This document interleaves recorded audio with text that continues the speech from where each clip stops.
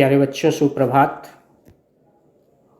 हमें उम्मीद है कि आप अच्छे होंगे, स्वस्थ होंगे और बड़े ही तन्मयता से आप अपने हाफ ईयरली एग्जामिनेशन को दे रहे होंगे। विषय वस्तु पे आने से पहले एक शुभ संदेश। जिस घर में होता है बेटियों का सम्मान, जिस घर में होता है बेटियों का सम्मान, वो घर बन जाता है स्वर्ग समान।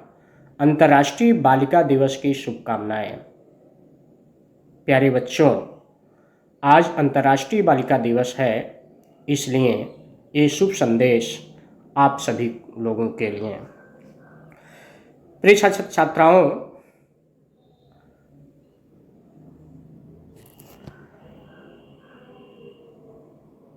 आज का हमारा जो टॉपिक है, जैसा कि आप स्क्रीन पे देख पा रहे होंगे, क्यों हटाया गया संपत्ति के अधिकार को मौलिक अधिकार से। संपत्ति का जो अधिकार है उसको मौलिक अधिकार की श्रेणी से क्यों हटाया गया। बड़े ही दिलचस्प टॉपिक है, इसको आप बड़े ही गंभीरतापूर्वक सुनिए, समझिएगा, याद रखिएगा, क्योंकि वेरी इम्पॉर्टेंट टॉपिक है। और यदि आप भविष्य में कंपटीशन के क्षेत्र में जाते हैं तो वहाँ भी निश्चित रूप से इस टॉपिक से आपको क्वेश्चन आएंगे। प्यारे छात्र छात्राओं, जब सरकार कोई सड़क बनाती है, आपने देखा होगा, जब सरकार कोई सड़क बनाती है, नहर बनाती है, उसका निर्माण करती है या किसी पुरानी सड़क का चौड़ीकरण करती है, तो रास्तों में दूसरे की जो भी ज़मीनें या खेत पड़ जाता है तो सरकार उस ज़मीन का मुआवजा देकर उस ज़मीन को छीन लेती है उस व्यक्ति से, तथा अपना कार्य पूरा करा लेती है और ज़रूरत पड़ने पर घर दुकान को भी तुड़वा देती है। आपने देखा कि अभी आपके महाराज में सड़क निर्माण का कार्य चल रहा था तो सरकार के द्वारा वहाँ बुलडोजर चलवाया गया था और बनी बनाई 3 मंजिला 4 मंजिला मकाने को तुड़वा दिया गया। तो कहने का तात्पर्य है कि आखिर सरकार को यह अधिकार कैसे मिला, यह सही है या गलत है, इस विषय पे हमारा बेसिकली ये टॉपिक है और इस पे हम आज अध्ययन करेंगे। प्रिय छात्र छात्राओं, विमल जी ऑनलाइन क्लासेज में आप सभी लोगों का स्वागत है। संविधान में 25 भाग हैं, जैसा कि हम लोग पिछले क्लासेज में अध्ययन किया था। भारतीय संविधान की विशेषता तथा उसके बाद हम लोगों ने अध्ययन किया नागरिकों के मौलिक अधिकार। मौलिक अधिकार यानी कि भाग 3, जिसे हम लोग भारतीय संविधान का मैग्ना कार्टा कहते हैं, उसका हम लोगों ने बड़े विधिवत अध्ययन किया। और उसी में से एक पॉइंट छूट गया था, उस पर सोचा मैं आज वीडियो बनाऊं कि संपत्ति का अधिकार जो पहले मूल संविधान में हमारा मौलिक अधिकार था, बाद में उसे कानूनी अधिकार दिया गया, तो इसके पीछे क्या कारण था। तो इस आधार पे भारतीय संविधान में 25 भाग थे, मूल संविधान में 22 भाग, लेकिन उसमें संशोधन होते होते आज वर्तमान में अध्यायों की संख्या 25 है। और उनमें से भाग 3 जो मैग्ना कार्टा कहा जाता है, नागरिकों के मौलिक अधिकार की व्याख्या है, अनुच्छेद 12 से लेकर 35 तक व्याख्या है। नागरिकों के मौलिक अधिकारों का जिक्र हुआ है और मौलिक अधिकार का मतलब होता है उससे या वे अधिकार जिससे उस व्यक्ति से कोई छीन नहीं सकता, यहाँ तक कि भारत सरकार भी उस अधिकार को छीन नहीं सकती है। लेकिन होता क्या है, 44वां संविधान संशोधन सन 1978 से पहले 44वां संविधान संशोधन होता है और उसमें देश के तत्कालीन प्रधानमंत्री मोरारजी देसाई जी थे, उनके शासनकाल की बात होती है कि जब संपत्ति का अधिकार कानूनी अधिकार नहीं था, वह हमारा मूल अधिकार था, तो उसमें वह चूँकि हमारा मूल अधिकार है, इसलिए यदि हम अपना विकास का मतलब यदि हम सड़क बनवाना चाहें, नहर बनवाना चाहें, कोई उद्योग लगाना चाहें, तो निश्चित रूप से प्रिय छात्र छात्राओं, यदि सड़क नहीं होंगे या इंफ्रास्ट्रक्चर का निर्माण नहीं होगा तो निश्चित रूप से हमारे देश का विकास नहीं होगा, और जब देश का विकास नहीं होगा तो निश्चित रूप से हमारा विकास नहीं होगा। ये बात बड़ी जटिल थी, चूँकि यह हमारा मौलिक अधिकार था और मौलिक अधिकार का संरक्षक स्वयं सर्वोच्च न्यायालय है। सर्वोच्च न्यायालय, हालांकि मैंने आपको बताया था कि भारतीय संविधान का अनुच्छेद 32 आर्टिकल 32 जो संवैधानिक उपचारों का जो अधिकार है उसमें बताया गया था कि यदि उपरोक्त जितने भी आपके मूल अधिकार हैं उसमें किसी प्रकार का कोई आपसे हक छीन रहा है, कहीं आपका उल्लंघन हो रहा है, मौलिक अधिकार का हनन हो रहा है, तो आप सीधे सर्वोच्च न्यायालय की शरण ले सकते हैं। और इसलिए सर्वोच्च न्यायालय को मूल अधिकारों का सजग प्रहरी या संरक्षक बनाया गया। तो निश्चित रूप से ऐसे कंडीशन में जो हमारी ज़मीन जायदाद, जो हमारी चल अचल संपत्ति है, वह जब हमसे छीना जाएगा तो हम क्या करेंगे, हम तुरंत सर्वोच्च न्यायालय की शरण लेंगे। और निश्चित रूप से जब ऐसा होगा तो सर्वोच्च न्यायालय हमारे पक्ष में ही अधिकार देगा। तो उस समय के जो तत्कालीन जो प्रधानमंत्री थे श्री मोरारजी देसाई, उन्होंने कहा कि भैया इस तरह से काम नहीं चलेगा, क्योंकि ये हमारा मूल अधिकार है और इसमें हम किसी प्रकार का समझौता नहीं कर सकते। और इसके तत्काल बाद फिर क्या होता है, उसके बाद हम लोग जैसा आप स्क्रीन पे देख पा रहे होंगे, इसके द्वारा हम आपको बताने का प्रयास करेंगे। भारत में पहले संपत्ति का अधिकार, राइट टू प्रॉपर्टी, भारतीय संविधान के तहत एक मौलिक अधिकार था जिसका हम लोगों ने अभी जिक्र किया है।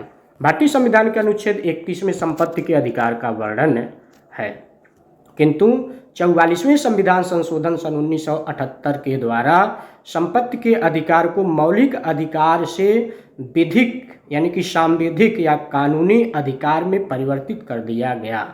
वर्तमान में संपत्ति का अधिकार, राइट टू प्रॉपर्टी, भारतीय संविधान के अनुच्छेद 300A के अंतर्गत एक विधिक अधिकार के रूप में स्थापित है। प्रिय छात्राओं, इसको आप समझने का प्रयास कीजिएगा।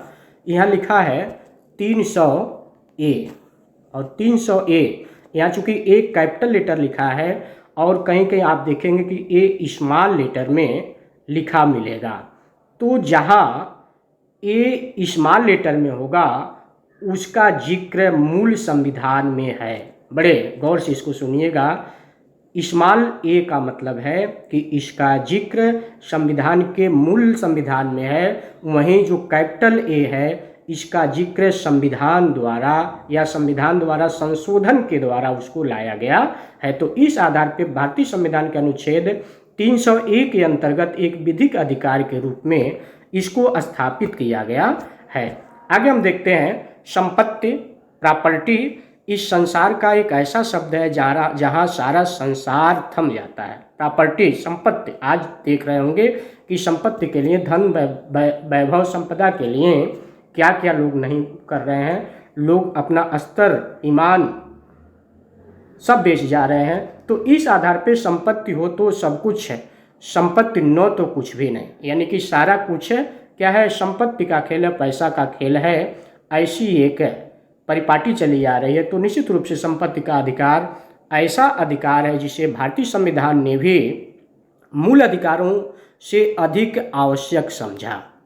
और संविधान का 44वां संशोधन द्वारा 1978 में मूल अनुच्छेद में 31 द्वारा प्रदत्त संपत्ति के मूल अधिकार को समाप्त कर इसे अध्याय 31 के अंतर्गत अनुच्छेद 300 को, इसमें को लिखा है जबकि 300A में संवैधानिक रूप से समाविष्ट किया गया। इस प्रकार यह अधिकार अब संवैधानिक अधिकार है, मूल अधिकार नहीं, जिसका विनियमन साधारण विधि बनाकर किया जा सकता है।